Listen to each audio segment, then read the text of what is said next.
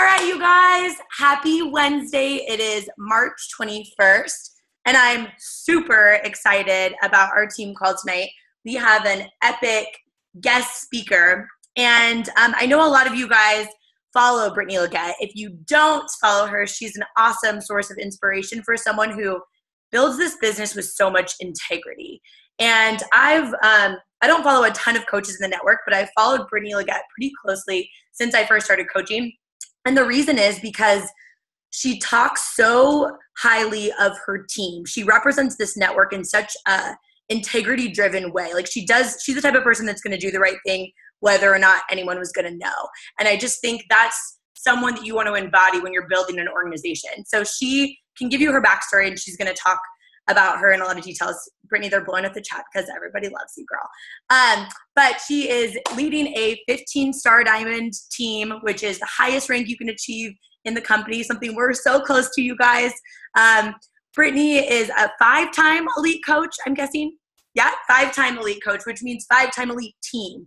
And she's leading a team that has achieved that, which is so incredible. She's in the Million Club. She's a military wife. She's a mom. I'm not going to steal her thunder, but I'm just so excited and so honored to have you on our team call tonight because I just admire you in so many ways for how you do this. So thank you for being here with us tonight. I'm going to turn the time over to you, and the floor is yours. You're the best. Thank you so much. You guys, I'm super excited to be here. I really am. I was like kind of nervous coming up. I'm like, okay, should I do my makeup? Should I like change my shirt? And then I'm like, no, I'm just going to be real. And I'm just, not that that's not real, but I'm just going to be as is, because my goal, whenever I come to sort of share with another team or get to know other coaches, and this might be a little cheesy, but truly my goal is for it to be as close as possible to you and I going to grab a cup of coffee or tea, or just like cooling down together after a workout, just chill. Like we're on the same level, no matter what my, what's behind my Beachbody name. It's just a real person. That probably the only difference between me and you, I'm assuming, is that I signed up first. That's probably the only difference, that I've been a coach a little bit longer. And so I am so humbled with that intro. That is like super sweet. And it's so interesting because the feeling is so mutual. I love when you said that you don't follow all that many coaches in the network, and that's not to be like catty or weird. It's just to like stay focused and protect your energy and protect that comparison temptation. And I mean, I am not speaking for you, but for me, it's just to kind of stay in the zone and really to respect the time that you have to build the business. Because really, you guys, like probably most of us are here to build this business, but a big piece of that is to create more time. And so we don't want to just fill every pocket of time we have with more business stuff, although that can be very fun in a lot of seasons of the business. Not everybody wants to do that for all time. And so the goal is freedom. So I was going to do slides because I'm a slides person, but then I decided to change it, and I'm just going to do pictures. So I apologize in advance because there's a lot of selfies. But up until a year ago, there was nobody else living in my house most of the time except for me. So there weren't a lot of photo options. And so I'll get into that, but I really use some of these selfies just because they're a trigger for me to remember like how things were going in life, how things were going in business. So it's really more for me, but it might help those of you who are a little bit visual. So I was racking my brain about a title. You're kind of getting a glimpse into like the intense mess that I can be sometimes. And I just couldn't get anywhere. I was like, oh, that's like boring. That's catchy. I think that was a national wake-up call title already. And so I just titled this thing Steadfast. I'm like, one word, that's all we need, because that's what's the most important. Steadfast is a key verb in my team culture because, let's be honest, there is so much comparison. And when all of us are on our journey, whether you're a new coach or you're a 15-star diamond or you're a 15-star qualifying diamond, whatever, there is always that temptation for comparison because social media changes, people's body types change, people's interaction on social media changes. There's always that obstacle for us to really kind of keep in check. And so I always tell my team, specifically my leaders on my team, the people who I feel like I am just linking arms with on a regular basis, I always try to remind them, like, you guys, this is not about being fast. This is about being steadfast. And so you might not be diamond yet, or you might not be 2-star diamond yet, and so is. But you don't know what's going on behind the scenes with not only their business, but with their work ethic, with the sacrifices that they made in order to get to that goal, et cetera, et cetera. The list goes on. So it's more important to protect your energy, to protect your eyes, and to really focus on being steadfast instead of fast. Because I learned that lesson in my business, because our team would have been, at the time, I'm sure it's sort of null and void now. It's been 5 years. I've been a coach for 5 years. But at the time, like, we were a fast moving team. Like, things developed within our team quickly, you know? So I signed up as a coach January-ish, like mid-January. And we ended the year as a 5-star elite team. So it was like sign up to 5-star within the calendar year. And that scared the heck out of me. That scared me because I felt like that was hard to compete with myself. I felt like I was going to be a fraud, you know, if I couldn't maintain that pace. And so I very quickly learned to protect that energy and to try my best to fill my brain with things that are going to encourage me, to honor my own story, my own journey, and to pass it on to my team of coaches. So I really do want to dive into a few pictures and kind of get started, because I could literally just chit chat all night, but I really want to make sure I cover a few things. And then if we have time at the end, we can totally chit chat. So really the thing I want to drive home here is that the belief that I have in this business now, and I'm not sure where you're at in your journey, but I hope you hearing my heart encourages you first. And I hope the second thing, it allows you to take your eyes off of me, and it allows you to turn inward and figure out, okay, well, how does this apply to my life, my business? How am I different or the same? Okay, so that's just a disclaimer here, because I didn't write the book on Steadfast. Okay, so but the belief I have in this business and in the role that we have as coaches has grown exponentially over the last 2.5 years. Exponentially. I always believed in the business. I always believed in products. I always was super stoked to be a coach. I was never that coach that really struggled with like publicly sharing what we did. I always had this sense of pride. I want to give you sort of like a brief version of my story of like how I became a coach, and then dive into my experience as I've sort of transitioned through different seasons of my life, because I feel like that's the meat, you know, as a young family, how we've transitioned and how I've had to adapt. I've worked hard so that I could know how to honor my rest time. And I needed to make sure that that I could articulate that to my team, because I don't want my team to feel like the only road to success is all out all the time. Because although that can be fun for certain personality types, it's not sustainable for anybody. So how I've remained in motion towards my goals and in responsibility as a leader, you know, even when these transitions have been sort of intense when it comes to time commitment. So I'm going to get into all of that. So that's kind of where I want to start. So just like in our physical transformation stories, we share in hopes to encourage one person to think to themselves, okay, she's doing that, I could probably do that. That is honestly my hope. I hope if you're financially motivated, I hope you're like, oh, she did the Million Club, I could do the Million Club. If you're impact, you know, motivated, I hope you think to yourself, oh, I could do 15-star. You know, my team could do 15-star together. You know, I want it to always reflect on you and your business. And I want you to think to yourself, she did it, so that means I definitely can do it. So for me, what drove me in this business from the very beginning was this desire, more than a desire, it's like this need, like it wasn't an option, this need for freedom of time and freedom of choice.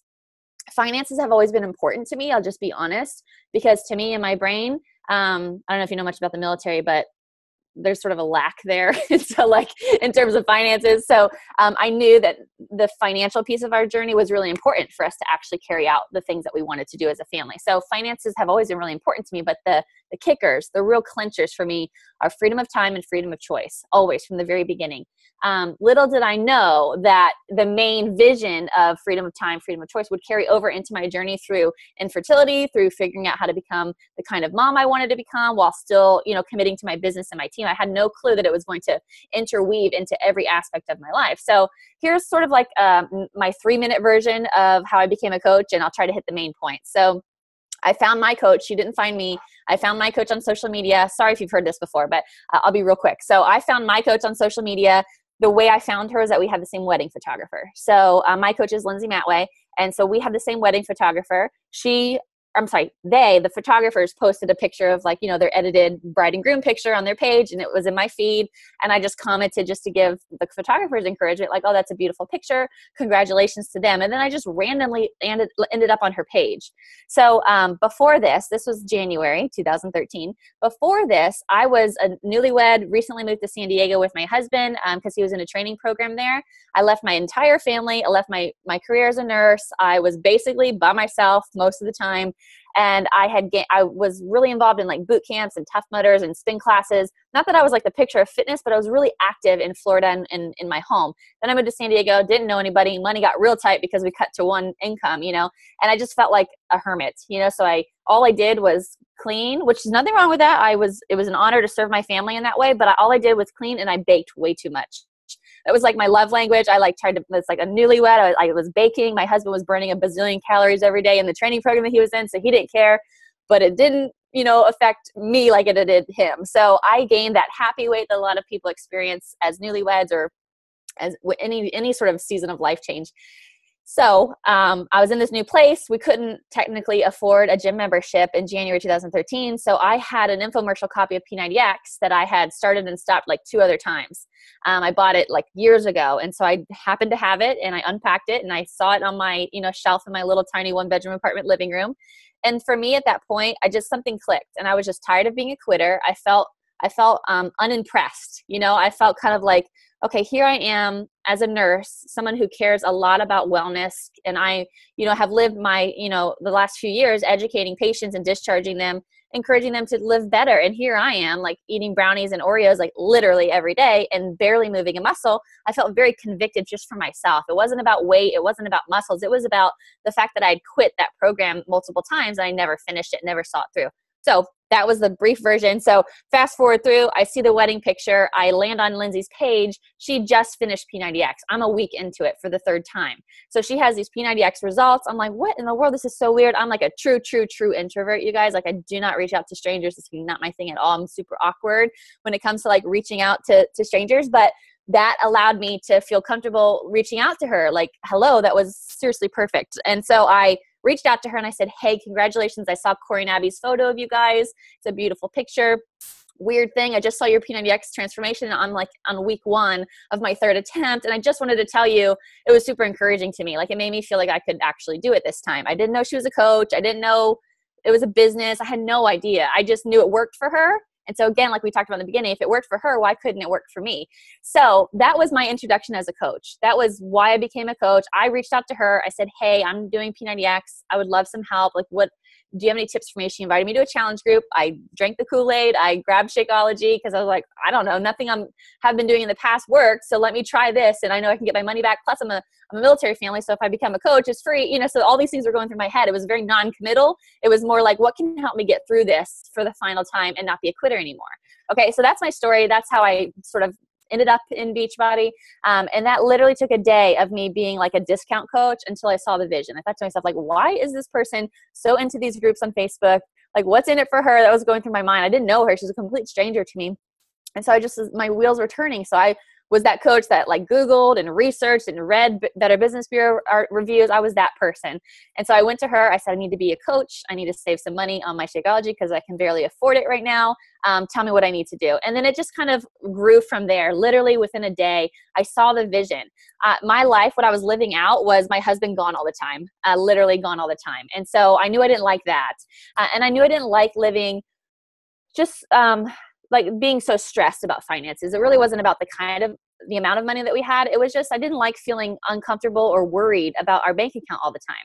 And so those were the initial sort of motivators, like never seeing my husband, him having no choice. And when he, like when you're in the military, if you don't know, you don't have sick days. Like you don't just call in sick. Like there's not like, hey, my best friend's getting married or someone in my family passed away. I need to go to a funeral. There's none of that. There's no freedom of choice for the most part. I shouldn't say for all realms, but for us, there's no choice. And so although it's an honor to serve and we're super proud of that, it wasn't our end goal for our family. Okay, so that's my story. I'm going to keep going because I want to make sure I respect our time here. So let me add that to that backstory and give you sort of a little glimpse into vision and how it laid my foundation for success in this business. Again, you may have heard this before if you've been a coach for a little while or if you've seen any YouTube videos that I've done, or I think I even presented on it in Summit, but my very first mentor showed me how to visualize. That was in 2013, my corporate mentor. He like really believed in visualization, and it was something that I never knew how to do. And so essentially, to really just summarize it in like a half a second, it's preparing your brain to go where you want to go in your business. You can visualize in a lot of different ways: childbirth, family, debt, whatever. But I'm specifically talking about your business. So you go in your mind first. You prepare your mind for the achievements that you want so that when the action is there, you're ready. You're prepared mentally. So for me, that looked like I did P90X in my 1-bedroom apartment with my little Rottweiler at the time. And then after P90X was done, my 45-minute hour workout, I would go onto my teeny tiny little cubicle of like a balcony with my P90X Recover formula. And I would sit on my little blue IKEA couch. You can picture all this with Lauren's bike hanging literally over my head, my dog at my feet, and my phone with my visualization statements. Visualization statements are things that I visualized for myself that I was nowhere near achieving at the time, but is what I wanted. It was how I wanted to feel as a coach. It was no matter what kind of objections I got during the day, if I was starting my day with these visualizations, I was in a good place. I wasn't easily swayed to discouragement or to comparison. So I'll give you an example of these visualization statements, and it might seem really weird to you if this is new. They're very redundant, and I repeated these to myself for 10 minutes straight every single morning. And if I had an appointment that morning, I voice recorded myself, and I would just play my voice recorder in my car while I drove. Okay, so this is an example. I'll give you 3 of them. They all start with, as a coach, I feel. As a coach, I feel accomplished, relieved, responsible, overjoyed, significant, happy, honored, excited, and loved because I am able to help change our future financially before we start a family. That was the first one. Finances were a big part because I didn't want to be stressed out. I wanted to provide for my family. That's kind of self-explanatory. Second one, as a coach, I feel significant, exhilarated, overjoyed, valued, and excited because I'm helping military wives improve their quality of life during a deployment and helping improve their financial standing. That later translated to not just military wives. It later translated to young professionals, and it sort of evolved as my target audience kind of grew and expanded. But that was my initial one. Military wives was where my heart was because that was me. And then the last one, as a coach, I feel strong, happy, empowered, loved, relieved, confident, and at peace because I finally have balance in life with my fitness and my nutrition. So I said all of these things to myself every single morning after my workout with my P90X Recover drink, and it set the tone for the day. It allowed me to know how I felt before I had a chance to receive the world's chaos, receive my inbox's chaos, receive my mood even. It was like an immediate interruption to that negative headspace that can be very easy to hop into. Okay, so Lauren was gone a lot. I have these things right here. So I will copy them because sometimes people like to read. So just in case that's you, there those are. Okay. So my husband's name is Lauren. He was gone a lot. I've been a coach for a little over 5 years, like we said, and he stopped deploying just last year as he's transitioning out.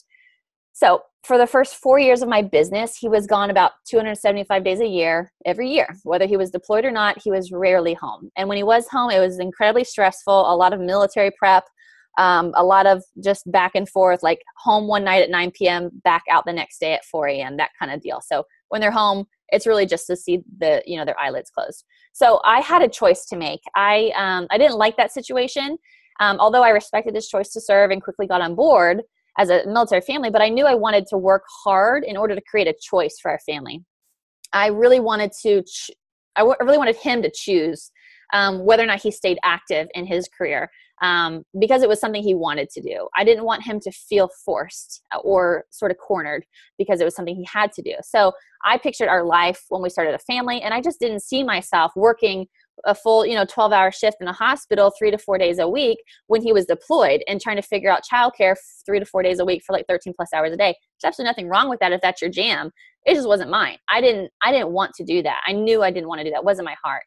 So the intensity of me not wanting that was what drove me to really connect with my goals. Not wanting that so bad, wanting to change that so bad was what drove me to really connect with my goals. I wanted freedom of choice, like I told you. I wanted freedom of time, like I shared. When I got that clear vision, I knew I needed to work in order to make it happen. Like, obviously, I didn't expect to sign up and then fall into success, right? None of us do. We understand that there's work ethic involved. So I saw the long-term version kind of from the beginning. And so at that point in 2013, it wasn't even an option for him to retire from the Navy until 2018, like 2013. So like I had to have the long game. I had to have the long-term vision intact, and I had to practice that because I wasn't used to that. But the only option for him was to retire in 2018, 5 years later. And that was if he even wanted to. I didn't even know if he wanted to at that point, right? So I thought to myself, well, I have time to build this thing. I could have looked at that and said, oh my gosh, 5 years is going to take forever. This is going to be rough. He's going to be gone for basically 4 years of that. It's going to be intense, but instead I just thought to myself, okay, well, the upside to this is that I have time to do this, to build this thing and to do it right. It's not a rush. I don't need to have it all built up by tomorrow. I've got 5 years to really build this thing the way I want, with integrity, with genuine community attached to my team, and for us to do it together. I put my energy where my heart was. I believe in this business because, I saw other people achieving my big dreams. I saw people having freedom of time, and I saw people speaking on stage at Summit with sort of a recap of how their families had changed. And I just chose to think to myself, if they can do it, then I could do it. And I knew at least it was possible for my team, because I knew the kind of people that I wanted on my team. I knew that they wanted to work hard. I knew that they cared a lot about other people, that they cared about this mission. And so I knew that because of that group of people that I wanted to attract, and that I was, visualizing I was going to attract, we could do that. I mean, we could make a big impact on the communities that we live in. So I did. And so alongside my team, I did. I worked really hard and quickly learned that the only thing I can control in this business was me, no one else. I can't control the outcome with a customer. I can't control an objection. I can't control a return. I can't control the dedication of a teammate of mine. I needed to lead by example. I knew that. And that was really hard for me personality-wise, just as an introvert. I'd much rather be in the background. I was like that person on my wedding day that was like really nervous about walking down the aisle, just because it just wasn't my thing. I just didn't want all eyes on me. I know some of you can probably relate to that. So thinking about leading a team, let alone a big team, was really, really nerve-wracking to me. So I just focused on that need of needing to lead by example, and that if I wanted to achieve big things alongside my team, I had to go first. And so that's what we did. Consistency became my confidence builder. That is the biggest tip that I have for any of my coaches, no matter where they're at in their journey. Because the number one killer of momentum is lack of consistency. And when you don't have consistency, unfortunately, you can kill your credibility. And this is kind of all about trust in a lot of ways. This business is a lot about trust. Someone needs to trust you in order to say, yeah, I want to join your challenge group because I'm struggling with my physical body or my mental state, or I'm going to trust you to lead me to financial freedom or freedom of choice. It requires a lot of trust. And to develop that trust, you've got to be consistent. You've got to show up. When people don't show up, and other people don't feel like they can count on you. They can't count on me if I'm not showing up. So consistency became my confidence builder. People began to see that they could count on me in my business and in my, my commitment to program, Shakeology, the whole thing, you guys. It's like what all of us are doing, right? We become people who can be counted on to show up every month in the challenge group, Shakeology, the whole thing, right? We absorb it, we embrace it, we make it our own, and we do the thing. But it was tough, especially as a newer coach. Oh my gosh, was it tough. Pumping that well, as Darren Hardy says, like trying to get the water out of the well when you're starting from scratch. My gosh, that can be tough. That can be really mentally challenging, right? So no one believed what I was doing. No one believed in what I was doing. My husband believed in me, but he didn't care about home workouts. He didn't care about a shake. I mean, at the time, he could not care less. No one saw me as credible. I was like this introvert person who moved away to a brand new city and, don't have regular contact with any of my usual friends, right?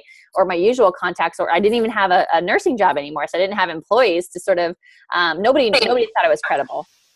So I didn't even see me as credible, to be honest. I had to build that for myself. I didn't see myself as credible because remember what I told you before, like I quit P90X 2 other times before I was brave enough to, or had, developed that courage to tackle it again. So, every day though, showing up and embracing that hard is where I learned so much. Embracing all of those obstacles that we as new coaches face. We endured things like objections, like people avoiding us because of our new endeavor, people misunderstanding what we're trying to do in our challenge groups or in our businesses. We struggle with finding our voice on social media. We struggle with developing confidence around our products and our company. We struggle with comparison. We struggle with time management. I really struggled with trying to figure out how to fit my side gig in with my full-time job as a nurse, all of it. It's hard. But the cool thing is we all go through it. Like every single one of us have to go through some version of that. And so I hope that gives you hope, because why would I be here 5 years later if it was unbearable? Why would your team be as amazing as it is if it wasn't worth it, right? So my gosh, it is so worth it. I tell my coaches, especially my new coaches, all the time, that I have worked so hard to help lead and learn with my team to develop this kind of success that we've developed together, but it didn't happen overnight. It took years. It took vision together. And this is the truth bomb, and it would be painful, but if I had to start all over again tomorrow and do it all over again, I 100% would do it. I would figure it out and I would do it all again. And that is the honest truth. So my first big transition in life, I'm going to get to some of the specifics here. My first really big transition in my life happened when we began going through some like infertility treatments and consults and that kind of thing. I was totally clueless to that world just because I had never thought of it before. I think probably most people are like that who go through infertility. They're like, I'm not prepared for this, but this part of my life quickly built to this thing that took over a big portion of my life, specifically my calendar and my time.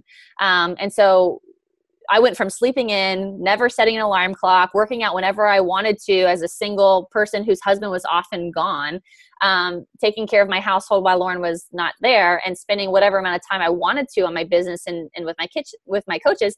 Well, now I had like physical appointments I had to be at like literally every other day. And this emotional brain space that I had left was pretty minimal, so this went on for months and months and months. So I went from this complete freedom for being a full-time coach, when I retired as a nurse, being a full-time coach, to then now having to figure out how to fit all this in, and what was I going to do? Basically, I just had to find a way. I took my time to figure it out, to be honest. And I took my time to figure out when I would share this part of our journey, because it's so personal. And obviously we know like a big part of this business is sharing the hard stuff and sharing the personal stuff.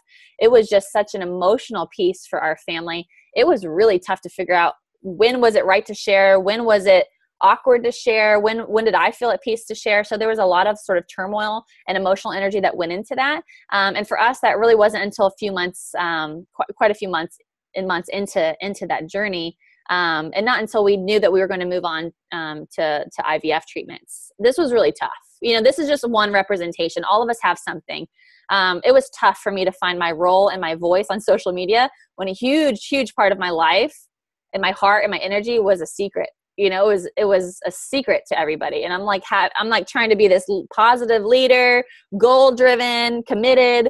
And I'm like trying to hide all random things around my house or like signs behind me. Like I remember I had to blur out an infertility clinic sign on one of my pictures because it just wasn't a thing. I was just trying to put content up on social media, but there I was like trying to do all the things and not really, just not really having the brain space to protect that part of our family. So I know that's kind of weird and it's a little bit specific, but my energy and my life was elsewhere, and it was really tough. It was really tough to figure out my voice on social media, but I visualized. Lauren was gone through a ton of this part of life, both traveling with work and then actual deployments. But that's what fueled me, right? Like I so badly didn't want that to be my family's truth unless it was a choice. So that fueled me. That allowed me to dig up the courage and to find people who have gone ahead of me, to lean into my team. Although they didn't know the specifics, I really leaned on them for a lot of things. Not just like helping like coordinate everything, but just for inspiration. And obviously personal development was a really big piece of that as well. So this was not the kind of life and the kind of availability that I wanted for my family. So I just said, no, this is not going to be my story, and I'm going to figure out a way why. And so you've got to figure out your way. You've got to figure out your thing. Like either it makes you so happy to think about what's possible, or it makes you so angry to think about having to settle for whatever your current, situation is. One of the two. Both are very powerful. So my work hours looked a lot different, you guys. Like I told you what my day was like. I didn't set an alarm. I literally slept until like 9:30 every day. It was amazing. And I loved that season of my life and in my business. I never was tired. I stayed up as late as I wanted. I worked out at 10 o'clock at night sometimes. I didn't care. I went to breakfast with whoever I wanted to go to breakfast with. It was such a life of personal freedom, which was great for a season. And then I had to figure it out with this new season of life. My workouts became limited as my specialist told me that I couldn't twist or bear any weight on my pelvis. I was like, good luck with that, right? Like, how is that possible? I did a lot of upper fix. I did a lot of yoga, but even yoga, they're like, everyone's afraid to tell you to do anything because it might affect something. It's just a little bit of a weird space to live in. So the spring of 2016 is when I had been really working hard and staying connected to my vision. This is when all this was kind of going on, spring of 2016. Just trying to figure out how to remain steadfast and, be like willing to show up for my team, for at that point for 3 years now. I had no idea that I would need the kind of money that I needed in order to pay for what was ahead of us. So I have a couple pictures that I'll pop up here just for sake of visuals. So, and I know money's so awkward to talk about, but this is just how I operate, because to me, I like to live in real life, and real life stuff costs money, and so for us, our insurance didn't cover infertility treatments, and a lot of great jobs, stable jobs don't. It's considered optional. And so I had to write a check for $12,000 for disposable income or disposable medications to even attempt at a try at IVF. And so that was new, right? I didn't see that coming. I had no gauge. I thought, oh, I'm a military family. Like they take care, and that's kind of rude. I probably shouldn't expand on that, but like I just thought that I would be taken care of in all situations because of the nature of my husband's job, but it's just not the case. And it's not the case for a lot of people. So I didn't realize that I was going to need to tap into this success of my business for my family. I had no idea. I feel like it's important to talk about this because that success aspect of this business is what I needed to do in order to bring my little Rue into the world. And of course I would do it 10 times over. And money is difficult to talk about, like we said, but the point to me is that this is not just monopoly money. This is a business that makes a very possible change in people's lives and families' lives. I'm obviously proof of that, and countless other people are proof of that. All of us are proof of that in some way, some scale, small or big or whatever. But the hard work and the commitment to learn that you put into your business will absolutely pay off. You don't always know when, but it will pay off. Like I wasn't expecting this kind of need to tap into that success resource, but that's what I had to do. And it's okay if you're not financially motivated. I know there's all types of different goals here. I know there's all kinds of different things that make your heart pump and all kinds of different ways. And that's okay. Like you don't have to be financially motivated, but I just want to challenge you to remember that there are people in your life or in your spectrum that you can reach who are simply because their lives, you just cannot improve. They cannot change without it. And so I know money is weird. I know it can be so tacky, but just remember, even if you aren't financially driven, or that's not super important to you, or if that's not a need for you, there are other people who really need that option. Freedom of choice. Again, instead of being forced into a decision because of a lack of resources, that's what I was forever grateful for. That was a really big moment for me and my family to just kind of have it all come back full circle in a way, because I was at the clinic all the time. I mean, ultrasounds like every other day, blood draws every other day, and none of that was covered, you guys. Like none of it. It's all out of pocket for a lot of insurances. And so this was obviously super important to me. We all have hard stuff. Mine was infertility. Mine was being able to afford medications. Mine was Lauren being gone all the time. Mine was then it turned into, pregnancy. Lauren wasn't even able to to think about like freedom of choice and freedom of like availability. Lauren was not able to be there at the hospital with me when they actually transferred the embryo. So think about that. Like I got pregnant when my husband was in a different state. It's got a little weird, and it's like, it's silly and it's funny, but when you really think of it, you're like, okay, well, that doesn't really feel right. That doesn't feel like what I want for my family. And so again, that drove me to figure it out. And so our story ends really well, but I had to figure this out. I had to figure out how to work out with all these like medications and patches and restrictions. I had to figure out how to share the journey in my own way. I had to figure out how to embrace the hard instead of just giving up, because my the visualization that I had, that commitment to figuring out how to build freedom of choice, freedom of time, and then eventually freedom of finances, that was that important to me because I wanted my family together, right? So we ended up having a beautiful baby, and then I transitioned into another hard season, which probably a lot of you can relate to. This is Lauren leaving for deployment when I was like 2.5, 3 months pregnant. And then he came back, not very quickly afterwards, like 6.5 months. So I went through a hurricane with flooding, Thanksgiving, Christmas, a blizzard. And then he came home about 7 days before Rue was born. Actually 8 days, 7 days before my due date, 8 days before he was actually born. So my little peanut there is, I know we all have something. I hope you have something that's so real and so raw and really pushes you, because part of this business is really super hard. Part of this business, you'll have seasons of this business where it's really a lot easier to say, I'll take a break. I'm going to take a step back. I'm going to beat myself up over missing this goal or that goal. But, it's, I want you to always remember that it's not about whether your name's on the National Wake Up Call or your name's, on a poster at Summit. It is about being steadfast, because you're not working towards recognition at the end of the day. Although that's really great, and a lot of people are really filled up by that. That's not what you're working for at the end of the day. Think about like top 10 or 15 star. That's all super important because it paves the way for other people. That's the most important piece. But at the end of the day, like, you're building this business for something that's really important to you, like whether it be freedom of time or family or availability or impact or whatever the case may be. Just try to keep the main thing. And the last little plot twist, and then I'm done, because I think I'm totally out of time here, but is just becoming a mom, and all the changes with that. And so whether you're a mom or seasoned mom or not a mom or have no desire to be a mom, you can fill in the blank with whatever your thing is. But again, it was another giant transition in my life where I had to figure it out. I was, to be honest, I was really nervous about sharing this part of my life and how my business kind of worked through being a new mom with my team, because I felt kind of guilty. It was kind of this weird thing that I went through. I felt guilty for being able to reap the benefit of what I worked really hard for. And I didn't want my team to feel like they were less important to me, or I didn't want them to feel like I wasn't as committed to their success and to our journey as a team. It just was a season in my life that I really had to navigate in a very different way. And those of you who have been there, or you're going through it now, or you can assume it is what it is. It's very different.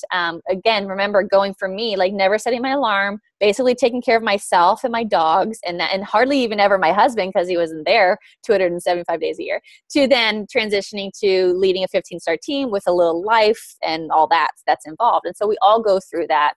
But the reality was that things had to change, and I had to figure out how to continue that forward motion towards my goals with a very different kind of time commitment now, with a baby, with figuring out just life, that transition of life. I communicated that with my team, and they were nothing but supported, but I did feel guilty. But I continued to lead them by example in the time that I did have. So this really required me to throw out excuses like I've never done before, because I literally had no time. And you guys can relate to that, whether it's a full-time job or a baby or multiple kids or whatever, or homeschool or whatever. I mean, just because you don't have a baby doesn't mean you're not extremely busy. I want to say that too, because I remember before having a baby, I would hear all the time, like, oh, I wish I would have gotten to this business earlier, because if I didn't have kids, I would totally be top 10, or I would totally be 15 star. And maybe that's true for some people, but I think that's kind of a terrible dig at people who don't have kids.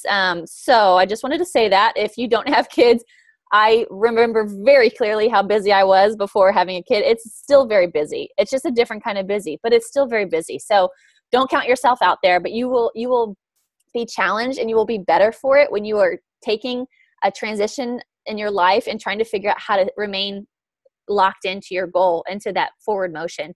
For me, like I again, like, was able to lead by example through my postpartum journey, through showing up with my team, like in group settings instead of all one-on-one. And they caught the vision. They caught that vision of reaping the reward of what I worked so hard for, which is what I wanted at the end of the day. I want them to see, like, okay, like, this is worth it. That was a lot of hard work for a couple years, and not necessarily knowing what it was all for specifically, other than like knowing that it was going to be great, but to then see me literally take basically a year of extended maternity leave and work very part-time was a really big blessing to my whole team. So again, I had to figure out how to crush the part-time, and I did, both with my conversations, like with Earning Success Club, all that, sharing mentorship in my team pages. And then obviously, like I said, like in my postpartum physical journey, all the hard stuff, I had to own it. But honestly, I gladly did so because of the opportunity that I had to be with my family. I was literally living out that freedom of choice and that freedom of time that I worked so hard for 4 consecutive years. And I still have to work really hard in different ways to maintain or to continue to push forward. Like the network's always changing. It's never, and sometimes people are discouraged by that, but it's never enough to just say, okay, I'm done. I did my thing. It's that quote, like success is never owned. It's always rented, and rent is due every day. And it's the same thing. You just have to figure out creative ways, again, to be effective and productive in a less amount of time. And you guys, honestly, for me, that's my goal anyway. I don't want to work for the next 50 years for 10 hours every day. I want to figure out how to be way more productive and effective with less time so that I can still make an impact, live out my dream, but spend a lot of time doing what I really love doing. So, I know you guys don't need any sort of presentation from me about managing your time or time commitment. I feel like you guys are sort of the top dogs when it comes to that part-time hustle in a lot of ways.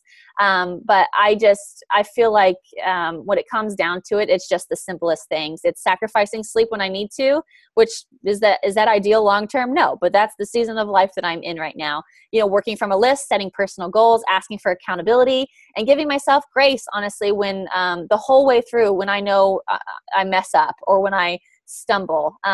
So that's kind of my journey. I forgot to share the rest of the pictures.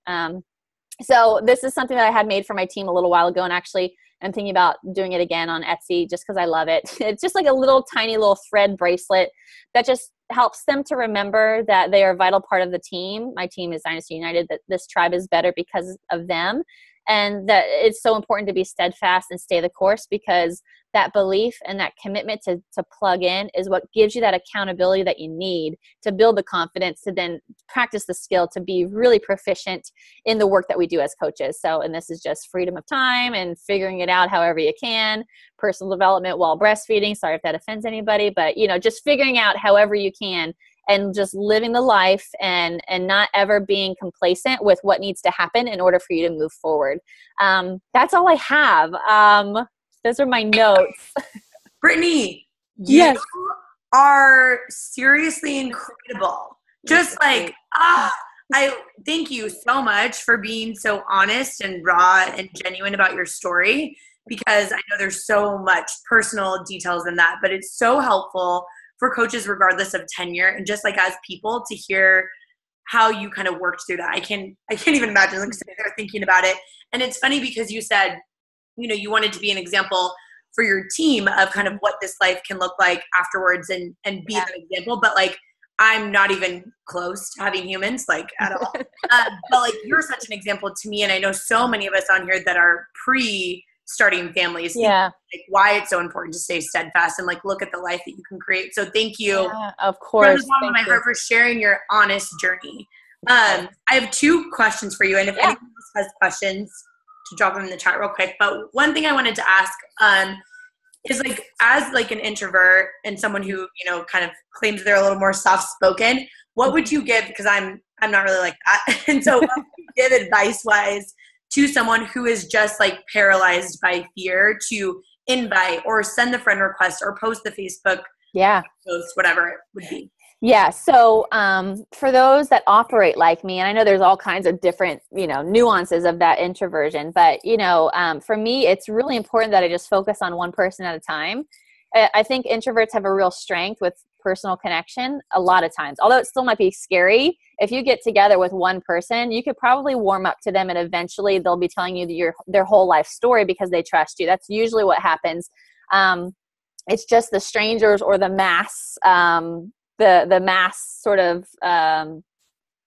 availability of your story that can be a little bit daunting, I guess. So what I say is just to embrace the strengths of the introvert personality, which again, I believe is you like really genuinely being in that conversation, which not that extroverts don't do that. It's just extroverts are really great at delivering a message widespread and feeling like you are articulating exactly what you want to say. I think a lot of introverts struggle with that because there's a lot of fear that it might be misunderstood, or that there's sometimes just a lack of confidence there, which then kind of spirals into like, oh, I forgot to say this part or that part, then it like just breeds less and less confidence. So I would just say like, really, really show up in those personal conversations as you would in person, because you know that you could probably really connect one-on-one with somebody over coffee or whatever, or just one-on-one with somebody after a workout or whatever, and you can be there all there with them. And of course, we don't have endless hours in the day to like be in our email, but just approach each conversation with the fact that you are speaking to one person,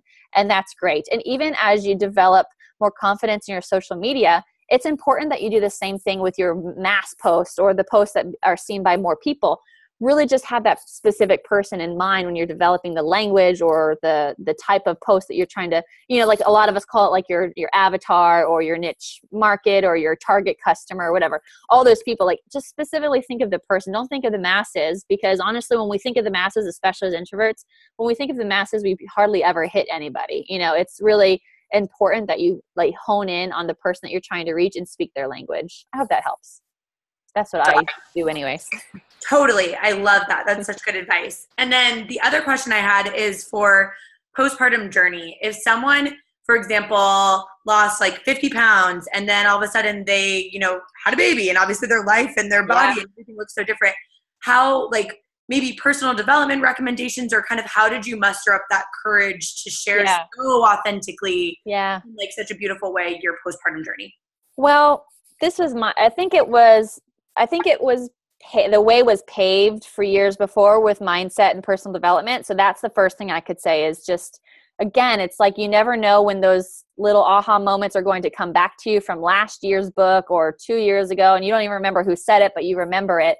It's like all those little things will come back to you and strengthen your mindset when you go through something so vulnerable as a postpartum journey with somebody that has specific weight to lose. I know not everyone's postpartum journey is the same. Some people lose weight faster than others, or some people don't gain as much as other people. But for me, I gained like 15, I'll be honest, I gained like 15 pounds just before I even got pregnant on the drugs, on the infertility drugs. So that was fun. And then in addition to that, like about 40-ish pounds. So there was a good like conflict of body image for me for quite a while. It wasn't what I was used to. It wasn't and then even my intro to P90X, I had 15 pounds to lose. So I was never somebody who had, to me, a more significant, like, 20, 30, 40, 50 pounds to lose. So this was all new for me, and it scared the heck out of me because I was really scared that I was going to be that person that wouldn't be able to do it.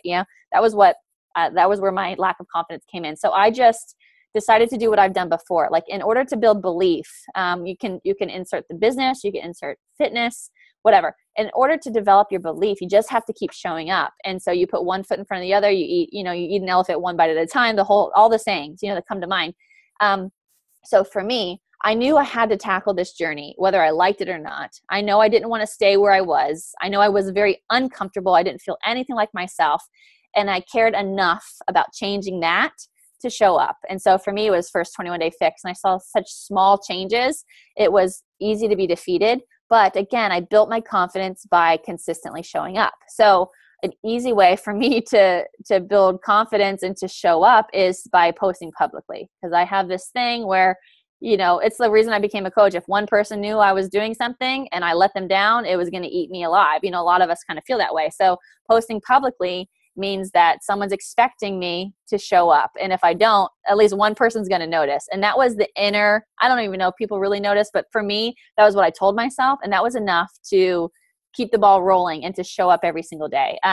So yeah, I think for me, it's just embracing the journey. And honestly, you guys, like before pregnancy, really before pregnancy, I didn't feel like I had a ton to connect with people over. Like I had really cute dogs, and I was a military wife, and I was a nurse that wasn't working as a nurse anymore. But as far as like the real life stuff, I didn't feel like I had a lot to connect with other people on. And then pregnancy came. And then I feel like everyone is your instant best friend because you can relate to so many people and their stories. And then the baby comes and the same thing happens times 10, like their baby's doing this or they use this and that helped them. There's so many opportunities to develop conversation and connect with people when you start building a family, there's just more that is added to your life. And so that part honestly was really easy for me. People would, even have a small ounce of encouragement on my postpartum, post or whatever. And that was fuel to me. That was like, and then watching the people that had gone before me, again, like people who had babies in all different body types and them making progress. That was what fueled me. And I just decided to show up every day and to post for the most part every day publicly, so that if I didn't show up, at least a couple people would recognize it, and I would feel guilty. I love that. Okay, last question. Okay. I want to respect your time too. If someone who has fallen, maybe was steadfast and then had a life change or something, and they're trying to get back into it and they feel like they don't have credibility, or maybe they have big goals. Sam is viciously nodding her head. This question's actually for Sam. Awesome. I'm asking this, but she loves you and I want to ask this for her. Awesome. If you were getting back into it, what advice would you give that person?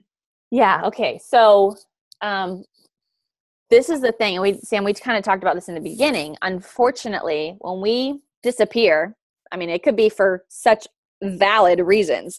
To the social media world, it just looks like we disappeared, right? And so, unfortunately, I believe that makes us in a position where we have to kind of prove ourselves again. And I kind of hate saying that, but I think that's the truth. I think that if it were me looking at somebody that I wanted to trust, I would need to know for sure that they were going to show up for me. And so it can be accomplished in such small ways, though. It doesn't have to be this big monumental thing. It can be simply posting every day. For me, it's Instagram stories. I do my very best to share something from my workout every single day on Instagram stories. So they've made that very easy for us in the coaching world, just to show up, even if it's just a picture of your shake, or even if it's just, you can do whatever you want to do. There's so many ways. I think it's just that consistency of showing up is what's so important. And I think for a person who, and I actually have quite a few coaches in my downline in my organization that have struggled with this or are going through this. And I encourage them to figure out, okay, was there something that you can pinpoint that got in your way or really messed with your mindset in the past? Is there something that you can kind of identify? Maybe you can, or maybe you can't. But if you can, try to figure out some safeguards around that. Maybe you need an accountability pod. Maybe you need to send your upline a tracker every week. Maybe you need to tell a family member more about what's important to you. Maybe you need visual representation of what is going on. Maybe you need to develop a habit like I did with visualization every morning. There's so many different ways, but I just think it's really healthy to see if you can pinpoint what it was that kind of got in your way last time, if that's the right way to say it, and see if you can figure out how to provide some safeguards so that is less likely to happen this time. And then honestly too, just embracing sort of the grit. It's a little uncomfortable when you're off of social media and then you come back on, because you're kind of fearful of judgment, or you're kind of fearful. Usually people are fearful of what other people will think. And so depending on your personality, I think a really great idea is just to come out and say what happened and just be honest and be vulnerable and say, look, I'm not proud of this. I'm just making up a story, but I'm not proud of this, but this is what happened in my life. And this is so important to me that I'm swallowing my pride. This isn't anybody. This is just, I'm making up a story to myself, but I'm swallowing my pride, and I want to be transparent about this because it's that important to me. And so this is what I'm committed to doing. Or maybe it's I just went through a season of life that was really challenging, and I had to prioritize my family in a different way. But now I'm super excited to really commit to my coaching journey, to my team, whatever. I think it's important just to kind of say what it is, because otherwise it's I think we'll always be thinking, oh, well, she probably doubts that I'm going to show up because of this. It's if you just say it, then it's said, and at least it's truth and it's coming from your heart. And I think people really respect that when that happens. So, so I know that's kind of generic, but that's what I think. Love. And everyone needs that knowledge as a tool in their toolbox for future things that happen. Not just, and Sam, you're just right here, so I saw your face, but everyone's going to have seasons where they have to do that. Yeah. So I feel like that's really awesome advice. Brittany, I just adore you. Thank you so much for the feelings are mutual, girl. You're awesome. Your team is awesome. Thank you so much. You are amazing. I will get the recording posted. Thank you guys for being on live. Thank you, Brittany, so much for sharing your heart with us tonight. And I will see you tomorrow. Bye.